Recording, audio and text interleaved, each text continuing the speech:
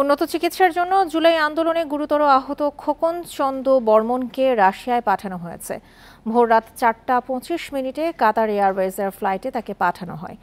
গেল 5 অগস্ট দুপুরে রাজধানীর যাত্রাবাড়ি থানার সামনে গুলিবিদ্ধ হন খোকন চন্দ্র বর্মন। গুলির আঘাতে তার মুখের একটি বড় অংশ হাড় সহ নষ্ট হয়ে যায়। খোকনের মুখ পুনর্গঠনের প্রক্রিয়াটি বেশ জটিল। তার চিকিৎসার ব্যাপারে পৃথিবীর বিভিন্ন দেশে যোগাযোগ করা হলেও খোকনের মুখ পুনর্গঠন চিকিৎসার জন্য সম্মতি জানায় রাশিয়ার ইউনিভার্সিটি ক্লিনিক অব লেমোনোসোভ হাসপাতাল। জুলাই অভ্যুত্থানে আহতদের চিকিৎসায় স্বাস্থ্য মন্ত্রণালয়ের যে কর্মকাণ্ড অব্যাহত আছে তার ধারাবাহিকতায় ইতোমধ্যে 38 জন আহতকে সিঙ্গাপুর ও থাইল্যান্ডে উন্নত চিকিৎসার জন্য পাঠানো হয়েছে।